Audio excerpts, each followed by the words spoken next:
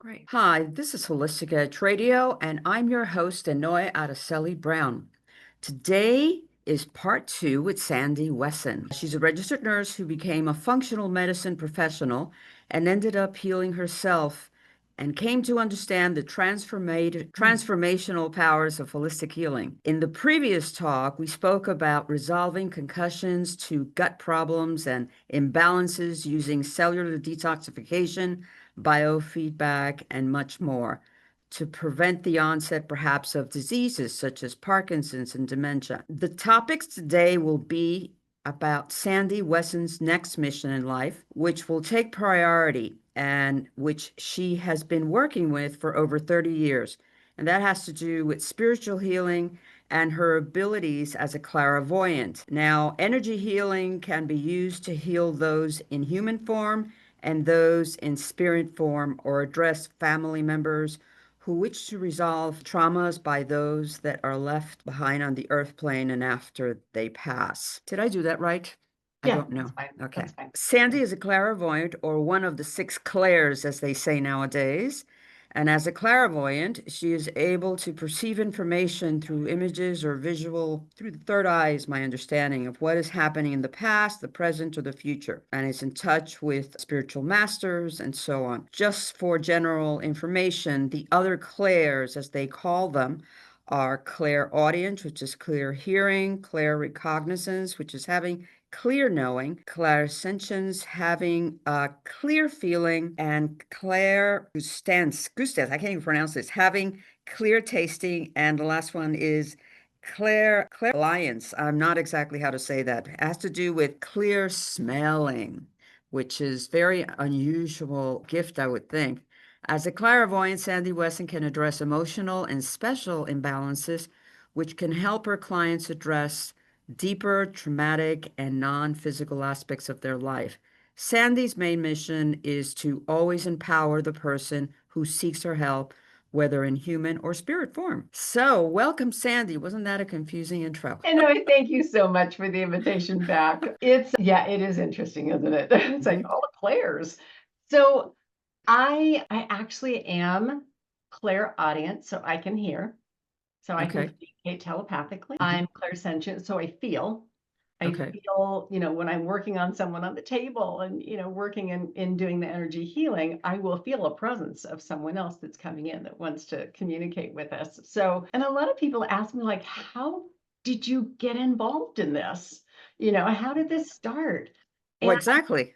this is 33 years ago, just Well, what was the first moment that you felt different about, or something came to you? Well, honestly, when I knew I had that I was here to help a lot of people. I didn't, and I knew that that was beyond nursing, or at least I was pretty sure it wasn't. I mean, I was a nurse. I'm, working in the intensive care unit. Okay, yeah, I'm helping people, but I felt very strongly that it was more than that. So gosh, there came a time where, 33 years ago or so, 34, where energy started flowing from my hands spontaneously. And then I started vibrating at night.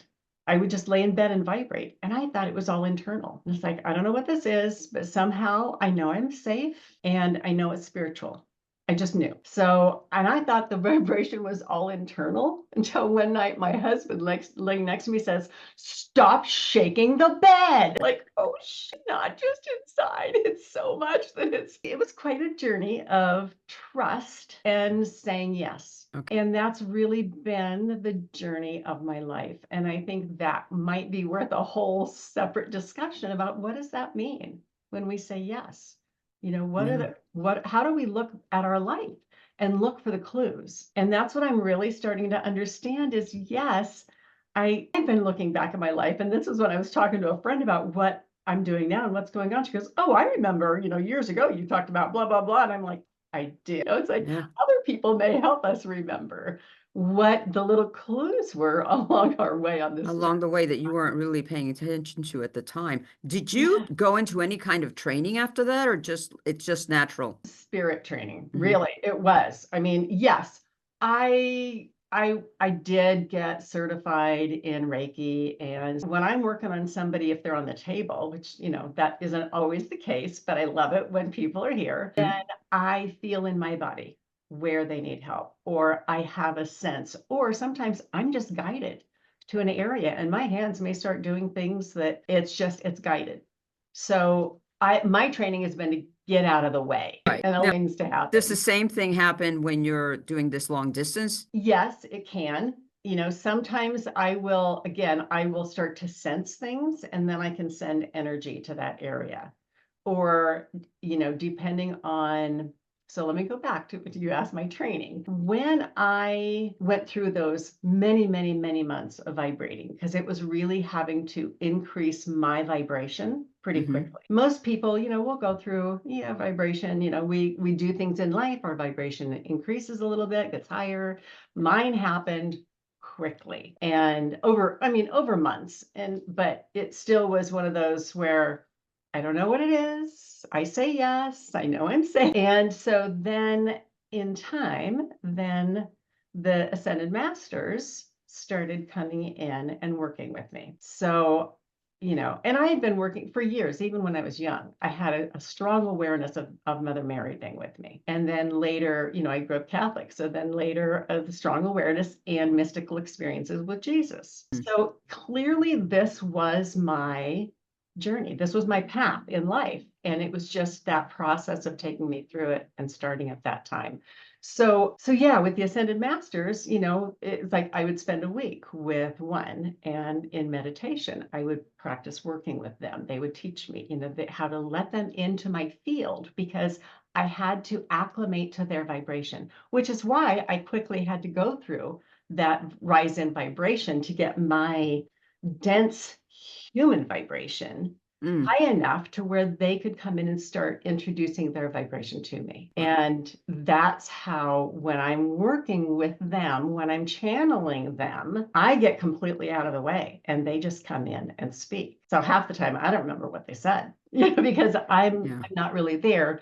I'm their mouthpiece, so to speak, for people who are true channelers with that kind of training. You do have to have a certain vibration. So different ones, I would just, spend a week, they would come in and, I'd keep working with it. When you say come in, are you channeling them? No, I'm getting out of the way and they are vibrationally coming into my body. Which is what most people see as channeling. No? Yes. Yeah. Well, yes. I mean, I wasn't channeling them out loud. That's true. You're right. They were talking to me and I was learning to deal with that and experience that. So yes, that's the way it started out. But they also told me this was also going to be a part of my healing others.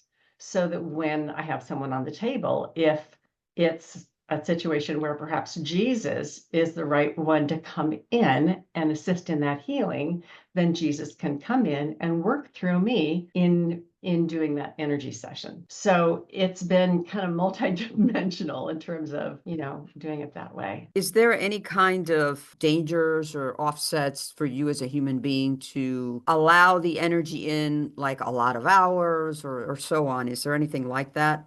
Because I always remember this Edgar Casey thing where they used to say, he looked so old and he was only 40 and he looked like he was 70 and it was like he was overworking himself. Yeah.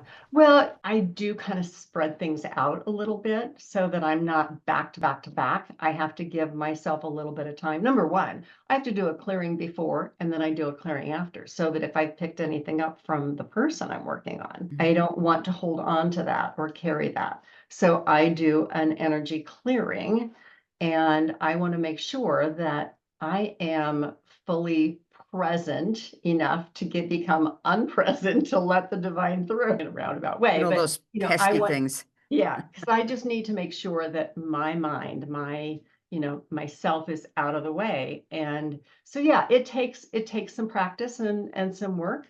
I find that at this point in time, and this may change, but when I'm bringing the divine in, because my energy field matches close enough that it doesn't drain me, it actually energizes me.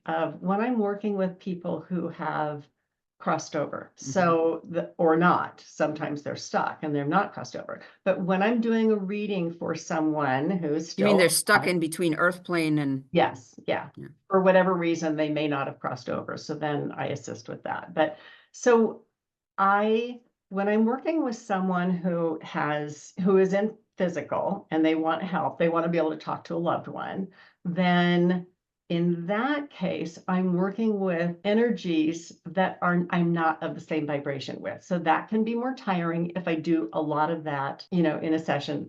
For example, this past week, I worked with two clients. The first one wanted to speak with her son, adult son, who had passed away. And so we did. And then her husband came in, and, so I actually worked with three different people came in that hour's time. And so I realized after, sometimes depending, but sometimes after, then I can feel tired for a bit because okay, I worked with three levels of energy that I'm not acclimated to. So, but I got to tell you, I started to say earlier, I worked in hospice and palliative care for a number of years at the tail end of my clinical experience. I'm so grateful for having those opportunities to support patients and families. And this work now, talk about sacred work. It is so profound in being able to assist in the healing, not only for the person who's still living, unfinished business. Maybe they did some things. One kid says, I was a shitty teenager, to my mom. And so it was just like, those things allow both to heal. And what I'm being shown, so for example, for that first one, when the first woman I worked with last week, she contacted me, we chatted, we scheduled a Zoom call so that I could record it so that she could then play it back later and still have that information. And from the time we scheduled for the next 2 days, I kept hearing the name Peter all day long, repeatedly throughout the day. Intermittently, Peter's like, okay, I get it, Peter. You want to come in and talk to your mom? It's like, okay. And for 3 days or 2 days till my appointment, same thing, Peter. So when I'm working with this woman, my first question is, who's Peter? She said, Peter. She goes, oh, that's a friend of hers' son was named Peter and had died as an adult, not totally unexpectedly, but of an illness and some things going on. And so it's like, okay, well, I misunderstood, I got that wrong. So then we brought in her son and then her husband, but at the end, and it was very, very healing. And again, that one to me was just like, this is so sacred. And then that evening, I went to dinner with some friends. I came home, and again, I'm hearing Peter, Peter, Peter. Clairaudience. So I finally connected. I said, okay, Peter, are you so-and-so son? Yes, I want to talk to my mom. So it's just, and so I then sent an email to the woman I'd done the reading, and I said, okay, this is what's happened. So she talked to her friend and forwarded my email, and we connected and then had that opportunity for healing. And that one was really very profound. And that woman gave me permission to share the story of the Peter. But it was really amazing because there had been a lot of resentment from this boy towards his parents and some woundings that way. And so they both healed. It was just like, it was so wonderful. And the fact that, not only has her son healed, but now her husband passed away recently. And so he was able to see that his son is healed, is not who he was. And so anyway, it's like, I could go on about the stories about this, but it's just like, and what I'm learning from these that are on the other side, that are communicating to their loved ones, particularly this last couple, is that when the individual still alive heals, that generates a certain amount of love. When the ones who are on the other side now have this opportunity of healing, that generates a certain amount of love. And this whole thing, that's why I'm being told by the divine that this is really important work, because we are at a time where we are trying to increase the love ratio, so to speak.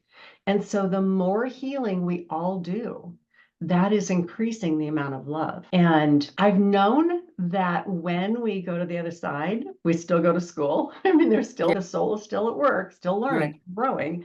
And so one of them, the boys said, they were young men when they left human form. But what they said is it's become even more important, because when you go to the other side, you are experiencing the light and love that we may have lost depending on what we experienced in our life. We have to look at kind of what we did, and then we're learning to hold more love and generate more love. That's the goal. That's what we're doing.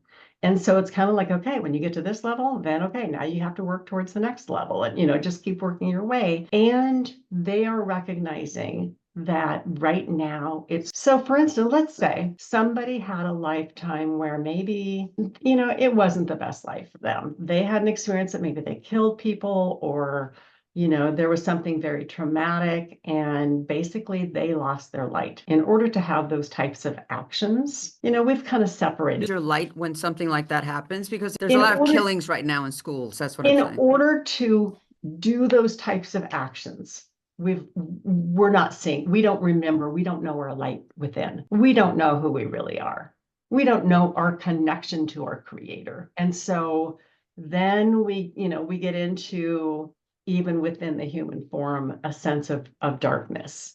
And then, that can happen. So now, and sometimes those are the people who get stuck, because once they die and they kind of see what happened, see what they did, it's like, oh, and so sometimes they won't cross over. They'll be stuck. Why aren't they crossing over when they see that?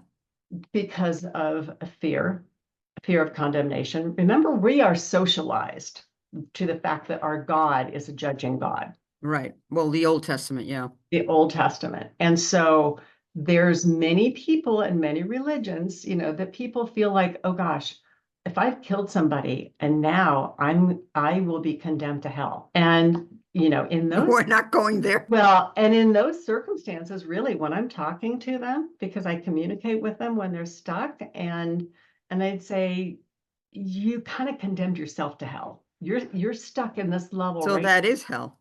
You are in hell, but it's self-made, Okay. because you are judging yourself and you are living in this fear. So when you cross over, you'll remember how much love there is, and remember your light.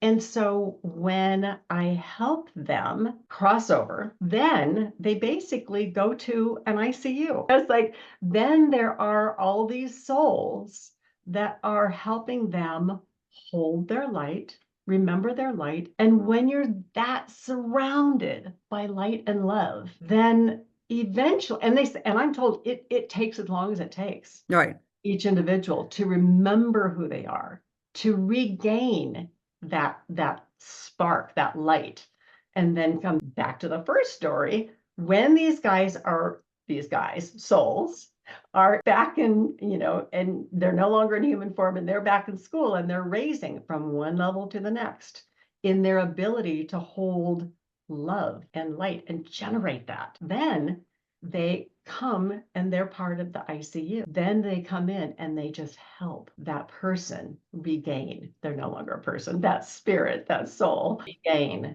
their light and love.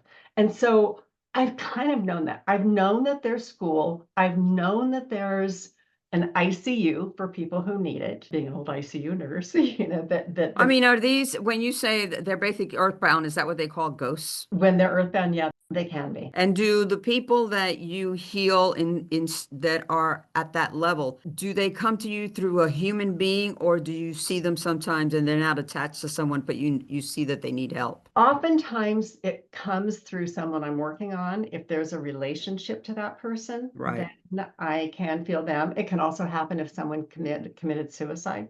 They Right. will cross over. They'll stay, because then they realize, oh my gosh, I made a mistake. Right. I should have done this.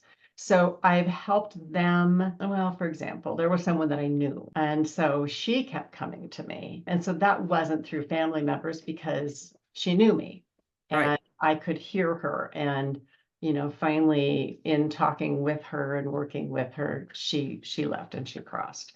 So it depends, but most often it's through another person. Oh, it is through another person. And that You, might connect. So here's the next piece. It might connect to if that person is somehow connected to even one person that is in, say, a mass number of people that died quickly, 9/11, or some of the wars, or, the apartheid. If one of those people is part of a number of people that are stuck, then it can be a whole group of people that I'm working with. Like, a whole group of people that are stuck between, they're world. longer in body, but they're stuck between worlds. They're still on the earth plane. So then it's helping the whole group cross. And that has been kind of more recent for me, that I'm starting to experience more and more of that. But again, recognizing at this time how important to help those souls go back home and remember who they are and bring in their light. And, in trying to understand, again, this has just been more recent information that I'm receiving, but in trying to understand how that many people can be stuck like that, I'm being shown that just as when we experience a trauma in human form, there's that fright, flight, or freeze response that we have. Well, when someone is dying in such a way, because there's perhaps some trauma in those events, meaning that you recognize right before that, oh my gosh, then they may go into that freeze mode. And even after they've crossed, if there's mass numbers of people who are kind of in that freeze mode, that fright as they're dying, then they may not be able to see the light and understand the next step. So because when I worked in hospice, if people understand, they go through a process of being half in, half out, half in the body, half in the other world, as they're going through the process of dying. But when something happens very quickly and there may not be that opportunity. Usually not. If it's a quick traumatic. And so that's where sometimes souls can get stuck. Well, I have a friend who said to me, I have an uncle and they're in this other state and he passed away. They see him coming to his room. She says, how do we stop that? Because the family's seeing it, which is kind of And that's the strange. kind of situation, if someone contacts me, then because I can't work with them without that intermediary, without that permission, so to speak. And if he's stuck, he's not going to know to find me anyway. But if there's a person Uh-huh. that contacts me, then we can then contact that And help him move on. and help them move on. And help. Now, you will see, I was reading something that said blockages, a person like yourself can see blockages. For example, they can show up in many ways. It says for a clairvoyant, you see emotional blocks about past experiences, which we've been talking about.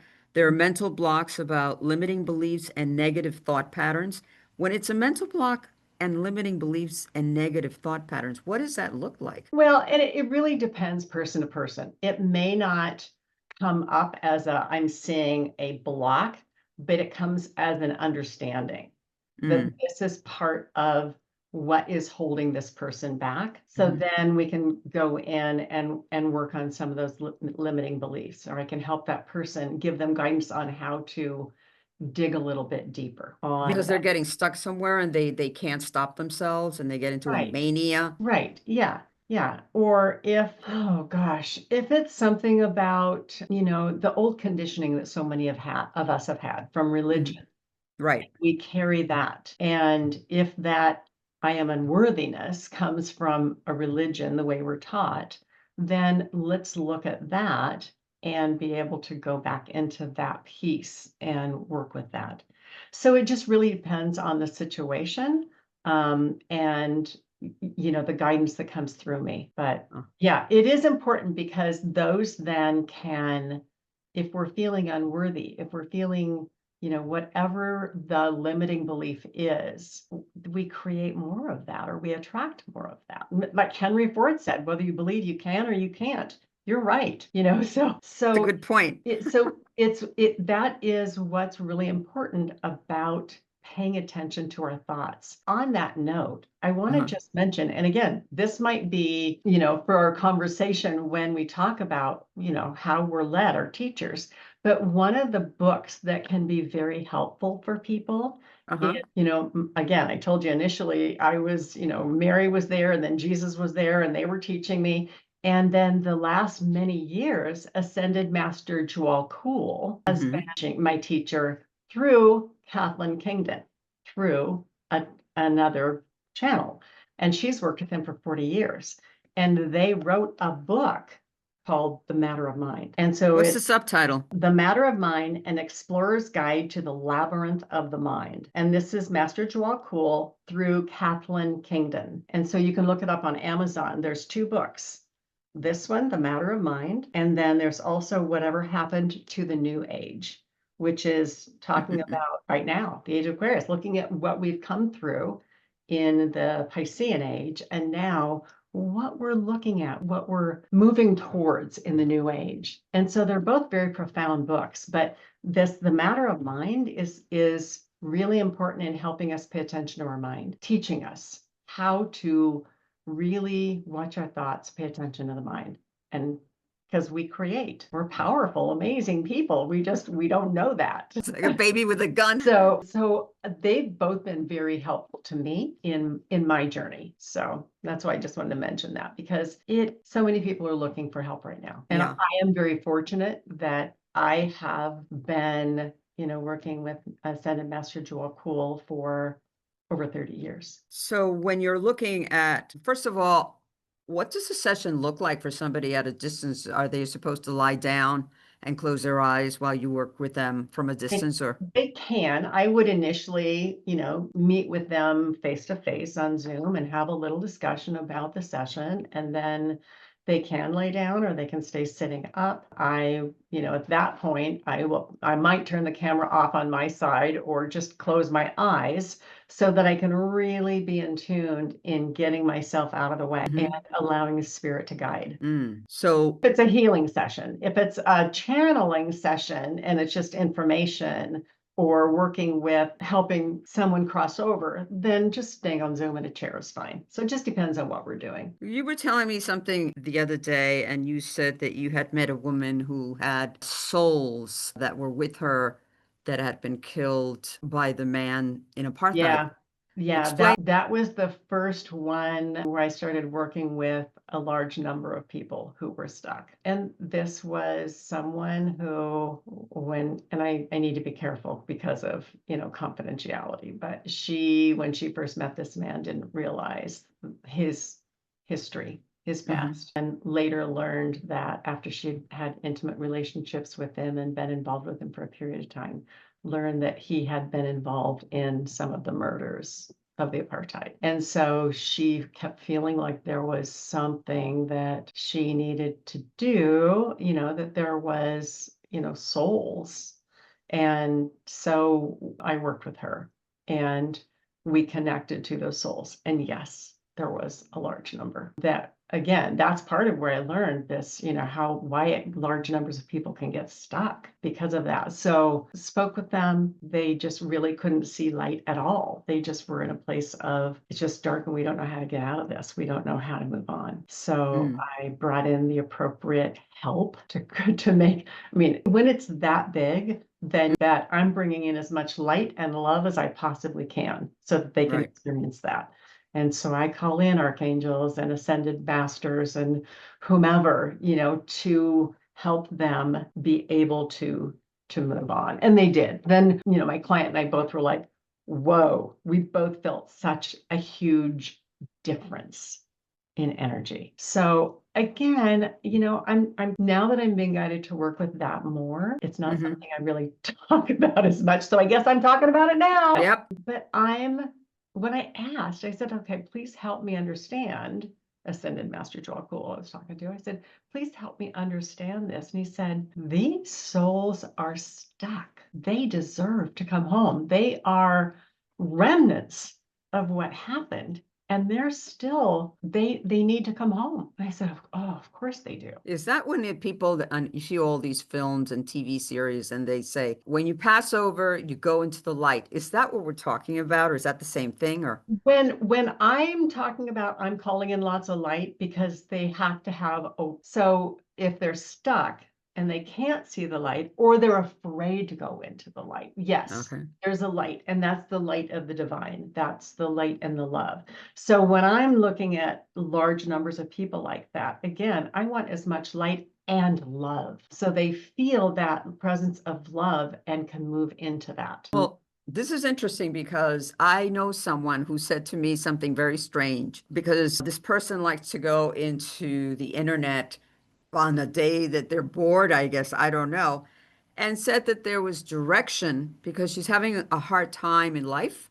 So she found direction on the internet that said, if you don't want to experience a life on earth again, when you pass away, don't go into the light. I said, doesn't that make you earthbound and you're still stuck here? But those are actual instructions. No, that's wrong. Wrong, wrong, wrong, wrong. Well, I'm yeah, hearing that's from the design, from the divine. They're like, no, no, no, no, no. And what I'm hearing is no soul left behind. Kind of like the Marines. No soldier left better behind. get that gear going. And it's like, no soul left behind. And that is incorrect information. And I'm hearing that that is dark information. It is dark information, and I think I don't know who plans things like that, but they're playing with souls' lives. Yes, no, it's very clearly, we are at a time where we need to heal humanity. We need to bring people home because we are trying to shift humanity from the place of darkness Right? into remembering who we really are, into remembering that there's a spark of God in each one of us. That's kind of huge. You know, I love the Barbara Walters once did this interview with an animal communicator, and the animal communicator said, "You know what? I see a cat at the bottom of the steps that has passed on, and this cat is so excited. And why? Because she says this cat's about to meet God, and it's like, Daddy, Daddy." I said to myself, people don't have that attitude when they're about to, they're like, I'm going to get in trouble. That's Well, sometimes, but not always, because again, I was a hospice liaison. So I was working in the hospital. So I was no longer working in home hospice. Mhm. I carry a pager. If, if there was an order for hospice, I would go talk to the patient if they were able, or family, and kind of discuss and discern whether we should take care of that person at home, or whether their process of dying, their transition was far enough along that it looked like it might not be very long and we should keep them in the hospital because we don't want to move them when they're in the middle of that. It's like, if they can be at home for a period of time, absolutely. So I'm in with this family, and the family's like, we're so confused because he keeps saying he wants to go home. This person was not coherent. He was kind of, and I could tell because again, I feel energies and I work with this. So I Mhm. could tell he was, a foot in both worlds. And he was reaching out saying, oh, and then finally he was saying, oh, and it was just like, oh. And I just looked at his family and I said, he does want to go home, but it's not to the physical home. Yeah. He's moving into, he wants to go home, and that's why he's saying, pull me, help me out of this body and help Ah, me go home. And that's why I say that some of that work for me was the most sacred as well. I am, as much as I've had challenges trying to figure out all this, okay, energy flowing and vibrating for all those years, my journey is very blessed, and I know that. so you are, because of your work, protected, because some people worry about things like that. Because, as you know, in the Catholic Church, there's this whole thing with the priests and exorcism and all of that. And then they talk about demonic things that show up sometimes and attach themselves to certain beings. I mean, certain human beings. Yes. And you always wonder, do you ever, I mean, do you encounter things like that? Or is that something that doesn't really come into your field? Things like that can happen. I hope that it is less in this time. but it can. So for me, I have just learned that I need to do energy clearings frequently when I'm working with others. And my husband, who went through that all those years of craziness with me, when I was like, shaking, but whatever, it's like he's now on the other side and he's my bouncer now. He's with me. He's like, nobody's getting through. Nobody's doing anything. So you do have protector. Okay. So, That's very so interesting. yeah, no, it can happen. And that there can be, that's a whole nother story of my journey, but there can be situations where others can attach to us. Yeah, I wondered about that because some people are walking on earth and they always say, I always have bad luck or this never works out.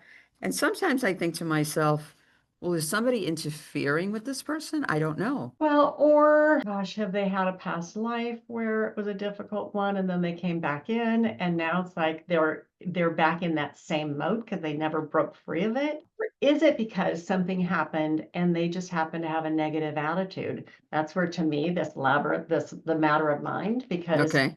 we need to recognize that and get a hold of that and shift it. Mm, It's like if something, it always happens to me. If I'm always in that victim mode, yeah. and I attract more situations where I can be the victim. Well, yeah, because it's almost comfortable. It's like Exactly, same energy is exactly, same. Yeah. exactly. We get addicted or attached to feeling worse rather than better in some respects. I mean, this is what I know. So this is my safety instead of, okay, and that's egoic. That's ego that wants us to keep us in that place. So when we can begin to break free from that by seeing it and by paying attention. Okay. Now, what about spirit guides? I always hear about spirit guides. I've never really gotten any real direction from that I thought was, life-changing, but what about Have that? you asked? I never asked. Guides, and we have angels, Yeah. but they're there to help protect us and to guide us. But there's only so much they can do without us asking because we have free will. So I learned long ago, it's like when I started asking, then I was more aware of their presence. Asking what exactly? So help me understand this. Help me pay more attention to my mind where it's holding me back. Help me find the right person because my roof is leaking and it's steep and it's dangerous and I need help with that. It's like, help me. They're here to help and they want to help. Well, this is a very important point that we've come to here because I think people don't know how to ask. And one thing that I heard from someone the other day is, oh, they said the universe doesn't understand word like, I need more money. So they said it's like, if you don't got it, you can't ask directly like that. You have to ask in a more positive way. I said, that's a whole other dictionary that nobody's been privy to. Well, and again, okay, there's one thing about asking for guidance and, it's like, and we can't handle, okay, being shown the big picture of our life. It's just our human mind can't handle that. So I will ask, show me the next step. Just help me, give me the guidance, put the right person in my life that can help me with my next step on my journey. Okay. And then, or it might be, okay, I am struggling financially. Help Okay. me see what I need to do. Help me, whether it's finding that right job, whether it's help me, guide me. Do I need to go back to school and learn this new piece that will then help me? But if we're stuck in a place of lack, if we're already feeling that I'm never going to have enough money, I'm never going to have enough money, well, then it's not going to just be landing in your doorstep. If we can say, okay, I got to work on that belief, I got to work Hmm. on that piece, help me.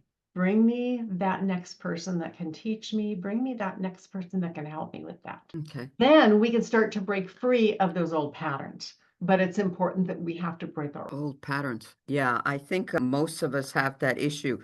Now, because of your background as a nurse and then as a functional medicine person, if you're going into this type of healing now, which is basically more considered, I don't know, ethereal, spiritual energy healing, will you still include some of the past? Like if you see this person needs to, I don't know, do you want to go to a functional medicine person or you should be taking this. I mean, does that still come into play? It's just a balancing act that I see. Well, okay, so sometimes there might be somebody who maybe has some digestion issues Mhm. and they want to help with some healing regarding their loved ones who have passed. Right. I am guided to let go of my clinical practice, but I'm looking into some options about, okay, can I put together a package and, get them on full script and then they can order what they need and give them some basic instructions for healing the gut. Full But script, just to let people know that full scripts is. Full Scripts is a business where practitioners can sign up and then they carry more than one brand of supplements. Normally, practitioners, we have to prove that we're, licensed and all that to go to any of these high-end They're companies. very And, refined supplements. There's no and fillers in them. right, So, no, they're very good, very products. And so if rather than me having to order from each company, right.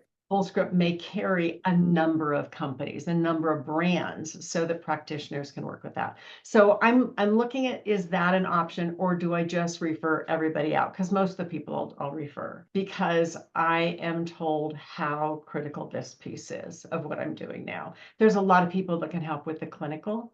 Yes, There's not many who do what I'm now being guided to do exactly. and have the divine work through me in this way. So this is your new work and it is blossoming and we'll see you more in the future. Yeah, so just real quick, what I was going to say though is if somebody's having a lot of health issues, much of that might be impacted by the trauma that occurred with their child or their loved one, whoever that is, that's now on the Mhm. other side. I don't know yet, but I'm wondering, and I just have a gut instinct that when we begin to heal some of those pieces, that some of the rest of this might heal. Because if we think Okay. about gut, when I'm looking at it from an energetic perspective, gut is in our own power center. Okay. When we All look at the right. chakras, that's our power center. So might some of our digestive issues or might some of our issues be related to something else? I don't know with certainty yet, but my instinct is yes. So if Mm-hmm. we heal some of the rest of this, then it makes addressing the physical symptoms easier. So basically, when you do these healings, you will see physical success in the person at some point because that would be the whole point. There will be some level, yeah, but now it could be multifactorial, in terms of the energetic stuff. And so sometimes there will be a level of healing. Then, they have to continue doing some of their own emotional work and doing some of their digging. And Mm-hmm. then there could be another level of healing. So, yeah, But they're being brought up a step or two or a few yeah, levels up when you do yeah, work with them. yeah. I just want to let everyone know that you said there is another Sandy Wesson, but I put in Sandy Wesson nurse and you will come up. But your current website is brainworkforlife.com, or people can call you at 541-639-8400. Yes. My So, preference right now is to go through the website because that gives you a contact and then you can send me an email. mhm. That comes through to me, and that way I've got your email address and phone number so that we can connect. And then I've got a lot of the information already to schedule a Zoom call if you decide to go through, want to go to the next step. So it just makes it easier to come through the website. I Yes. will be setting up and moving everything to a new website in time, but whenever that happens, I'll still just point Brainworks of Life to or Brainworks for Life to the new one. So you'll still Okay. reach me. But again, Fantastic. I'm just now getting this, urgency from the divine of, hey, we got to help people. So you got to get your back end cleaned up and make it. Yeah. So I'm working. Well, yeah, people don't really, I think sometimes people walk away when they're in physical trouble with their health and they hear holistic healing and they're like, that's not going to help me. So, but you need to go on many levels. We're not We these do. one-dimensional beings that we were trained to think we are. So, okay. I want to thank you for doing both of these programs and hope to have you back again at another time. And this is Holistic Edge Radio. And if you guys want to email me, I'm at holisticedgeradio@gmail.com. Ask me any question, or if there are practitioners, please let me know about your work. So thank you again, Sandy. Thank you so much. This was just a blessing.